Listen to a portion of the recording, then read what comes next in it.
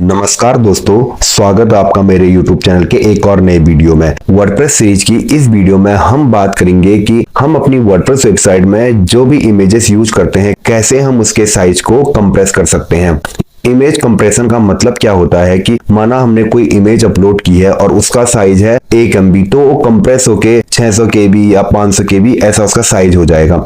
अब मैं बताता हूँ इमेज कंप्रेशन क्यों जरूरी होता है। तो इमेज को कंप्रेस करने से क्या होता है कि हमारी वर्डप्रेस वेबसाइट की जो लोडिंग स्पीड है वो बढ़ती है, यानी कि हमारी वेबसाइट जल्दी लोड होती है। एक्चुअली जो इमेजेस होती हैं वो वर्डप्रेस वेबसाइट में एक हैवी पार्ट होता है और इमेजेस को लोड होने में काफी समय लगता है। अगर हम इमेजेस के साइज को कंप्रेस करते हैं तो वही इमेज जो लोड होने में ज्यादा टाइम लेती है वो कम समय में लोड हो जाएगी, इसलिए इमेज के साइज को कंप्रेस करना आवश्यक है। वर्डप्रेस में आपको ढेर सारे प्लगइन मिल जाएंगे जिनके द्वारा आप इमेजेस के साइज को कंप्रेस कर सकते हैं, जैसे TinyPNG, Imagify, स्मस इत्यादि बहुत सारे प्लगइन हैं। तो इस वीडियो में मैं आपको स्मस प्लगइन के द्वारा वर्डप्रेस वेबसाइट में इमेजेस के साइज को कंप्रेस करना सिखाऊंगा। स्मस एक फ्री इमेज कंप्रेशन प्लगइन है जिसमें आपको ढेर सारे फीचर मिलते हैं। इसमें लेजी लोड, इमेज कंप्रेशन इत्यादि सारे फ्री में मिलते हैं। तो चलिए विदाउट वेस्टिंग टाइम चलते हैं अपने लैपटॉप की स्क्रीन पर और देखते हैं कि किस प्रकार से हम अपनी वर्डप्रेस वेबसाइट के इमेजेस के साइज को कंप्रेस कर सकते हैं। तो सबसे पहले आपको अपनी वर्डप्रेस वेबसाइट के डैशबोर्ड में लॉगिन करना है और फिर प्लगइन वाले ऑप्शन में अपना कर्सर ले जाना है। इसके बाद आप फिर ऐड न्यू पर क्लिक करें। यहां पर आप सर्च करें स्मस, SMUSH, स्मस लिखकर सर्च करें। अब पहले ही नंबर पर स्मस प्लगइन आपके सामने आ जाएगी। आपको ये वाला प्लगइन, आप यहाँ पे इसका इमेज देख लीजिए, इसको आपको इंस्टॉल कर लेना है। इसकी आप देख सकते हैं कि 1 मिलियन से भी अधिक एक्टिव इंस्टॉलेशन है और 5 स्टार की रेटिंग इस प्लगइन को दी गई है। तो जैसे ही यह प्लगइन इंस्टॉल हो जाएगी आपको फिर एक्टिव पर क्लिक करके प्लगइन को अपनी वर्डप्रेस वेबसाइट में एक्टिव कर लेना है। स्मस प्लगइन के एक्टिव हो जाने के बाद आपको अपनी वर्डप्रेस वेबसाइट के साइड में स्मस का ऑप्शन मिलेगा, आप इस पर क्लिक करें और डैशबोर्ड पर क्लिक करें। अब आपको यहां पर कुछ समय का इंतजार करना है और उसके बाद आपके सामने इसका एक क्विक सेटअप आ जाएगा। देख सकते हैं कि आप स्क्रीन पे एक पॉपअप के रूप में इसका क्विक सेटअप आ चुका है। यहां पर सबसे पहले पूछ रहा है share anonymous user data to help us improve your Smush experience. तो आपको इसे चेक कर लेना है और फिर बीइंग सेटअप पर क्लिक करना है। यहाँ पे पूछ रहा है ऑटोमेटिक कंप्रेशन, यानी कि जैसे ही आप कोई नया इमेज अपलोड करोगे तो उसका साइज ऑटोमेटिक कंप्रेस हो जाएगा। इसके लिए आपको इसे इनेबल कर लेना है और फिर नेक्स्ट पर क्लिक करना है। अब एडवांस कंप्रेशन, यहाँ पे वो कह रहा है कि optimize images up to 2x more than regular Smush with our multipass lossy compression, यानी कि इनके मल्टीपास लूजी कंप्रेशन के द्वारा आप अपनी इमेजेस को दुगना स्मस कर सकते हैं। तो आपको इसे भी इनेबल करके रखना है और फिर नेक्स्ट पर क्लिक कर लेना है। EXIF मेटा डाटा, यहाँ पे यह पूछ रहा है आपकी जो फोटो का मेटा डाटा है, जैसे फोटो की लेंथ, डेट, टाइम, लोकेशन इत्यादि, इनको स्मस करना है या नहीं करना है। तो आपको इसे भी इनेबल करके रखना है। यह SEO के मेटा डाटा से डिफरेंट होता है, यह केवल आपके इमेजेस के मेटा डाटा को कंप्रेस करता है। तो आप इसे भी इनेबल करके रखें और फिर नेक्स्ट पर क्लिक करें। यहाँ पे लेजी लोड के बारे में पूछ रहा है, यानी कि अब लेजी लोड क्या होता है कि चलो मैं आपको दिखाता हूं। तो ये जैसे यह वेबसाइट है, वेबसाइट में क्या होता है कि पूरी वेबसाइट एक साथ में लोड होती है। इमेजेस को लोड होने में थोड़ी टाइम लगता है क्योंकि ये हैवी पार्ट होता है। अगर हम लेजी लोड को इनेबल कर देंगे तो क्या होगा कि वेबसाइट का पूरा कंटेंट लोड हो जाएगा, लेकिन जो इमेजेस लोड हो रही है यहाँ पे ये बैकग्राउंड में लोड होते रहेगी और जैसे ही लोड हो जाएगी तो हमें हमारी वेबसाइट पर ये दिखने लगेंगी। इससे क्या होगा कि आपका कंटेंट फास्ट लोड होता है। तो आपको इसे हमेशा इनेबल करके रखना है। तो इसे इनेबल करके रखें और फिनिश सेटअप विजार्ड पर क्लिक करें। तो यह स्मस प्लगइन का क्विक सेटअप विजार्ड था और यहां पर हमने बहुत सारी सेटिंग को कर लिया है। अब हम यहां पे देखेंगे, सबसे पहले यहां पे ऑप्शन है बल्क स्मस का। यहां पे दिखा रहा है कि हमारे जो 59 इमेजेस हैं ये स्मस नहीं हुई है, यानी कि इनका साइज कंप्रेस नहीं हुआ है। तो हमें क्या करना है, यहाँ पे बल्क स्मस पर क्लिक करना है और ये ऑटोमेटिक जितने भी इमेजेस हैं इन सबको स्मस कर देगा, यानी कि इनके साइज को कंप्रेस कर देगा। तो देखो ये धीरे धीरे कंप्रेस हो रहा है।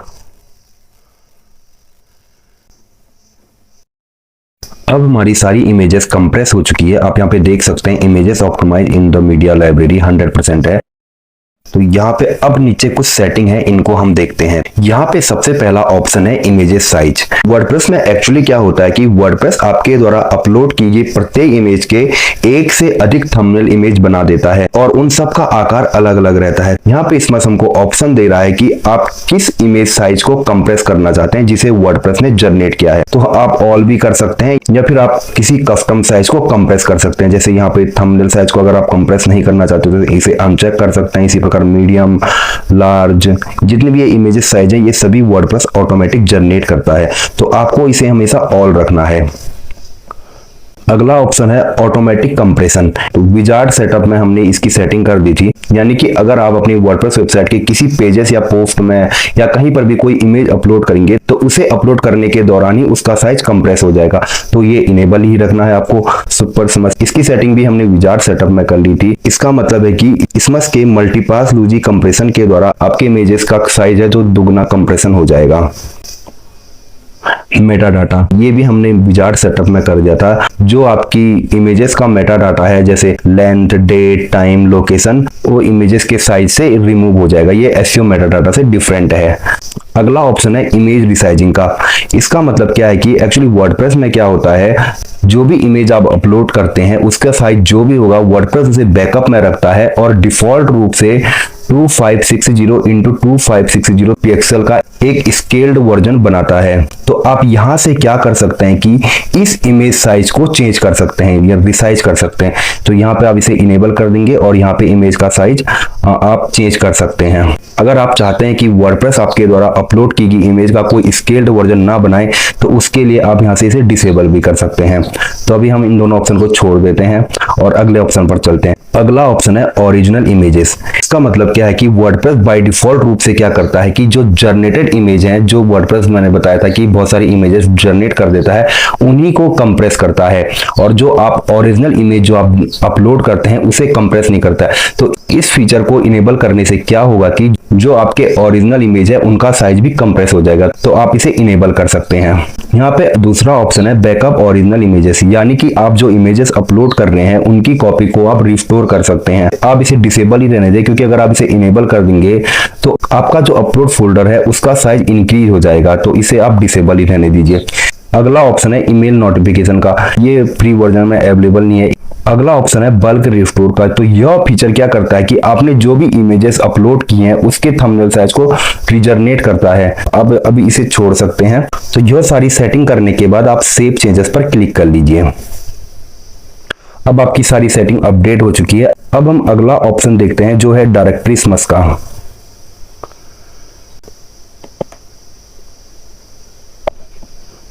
अगर आपने अपनी वर्डप्रेस वेबसाइट में इमेजेस की कोई डायरेक्टरी बनाई है तो आप यहां से उस कंप्लीट डायरेक्टरी को भी स्मस कर सकते हैं। तो यहां से आपको सिर्फ चूज डायरेक्टरी पर क्लिक करना है और जिस भी डायरेक्टरी के इमेजेस को आप कंप्रेस करना चाहते हैं उसे सिलेक्ट करके कंप्रेस कर सकते हैं। अगला ऑप्शन है लेजी लोड का। हमने विजार्ड सेटअप के द्वारा लेजी लोड को एक्टिव कर लिया था। लेजी लोड को आपको हमेशा एक्टिव करना है, क्योंकि इससे क्या होगा कि आपका कंटेंट फास्ट लोड होगा। तो इसकी सेटिंग आप यहां से कर सकते हैं। ये पूछ रहा है मीडिया टाइप। यहां से आप चूज कर सकते हैं कि आप किस प्रकार के इमेज टाइप को लेजी लोड करना चाहते हैं। तो यहाँ पे आप जेपेग, पीएनजी, वेब, GIF, अगर इन सब में से आप किसी मीडिया टाइप को हटाना चाहते हैं तो उसे आप अनचेक कर सकते हैं अथवा आप ऐसे ही रहने दीजिए। अगला ऑप्शन है आउटपुट लोकेशन का। इसका मतलब है कि आप कहां पर इमेजेस को लेजी लोड करना चाहते हैं। आप कंटेंट में कर सकते हैं, विजेट में, पोस्ट थंबनेल में, ग्रावतार में। तो अगर आप इनमें से कहीं पे नहीं करना चाहते तो उसे अनचेक कर सकते हैं। यहाँ पे है डिस्प्ले एंड एनिमेशन का। यहाँ पे आप अपने अनुसार एनिमेशन सेट कर सकते हैं। यहाँ पे fade in, spinner, placeholder, none. अगर आप कोई भी एनिमेशन नहीं चाहते तो नॉन कर सकते हैं, या फिर आप इनमें से अपने अनुसार किसी एक एनिमेशन को सेट कर सकते हैं। तो ये फेड इन पे, तो मैं इसे फेड इन ही रहने देता हूँ। अगला ऑप्शन है इंक्लूड एंड एक्सक्लूड का। इसका मतलब है कि आप कहाँ पर इमेजेस को लेजी लोड करना चाहते हैं।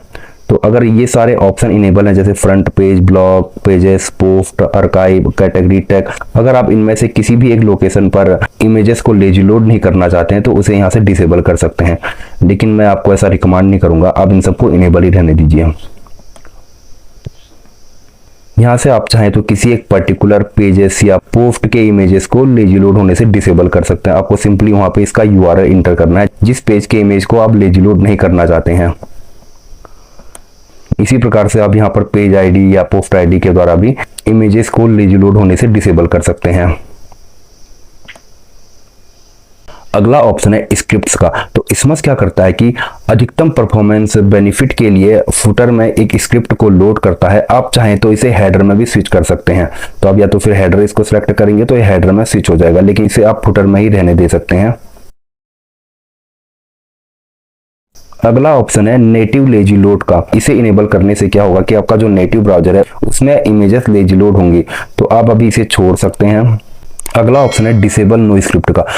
अगर आप इसे इनेबल कर देंगे तो इमेजेस के लेजी लोड के दौरान आपकी जो स्क्रिप्ट है वो डिसेबल हो जाएगी। इससे कभी कभी स्क्रिप्ट में कोई एरर आ सकता है, इसलिए आप इसे डिसेबल ही रहने दीजिए।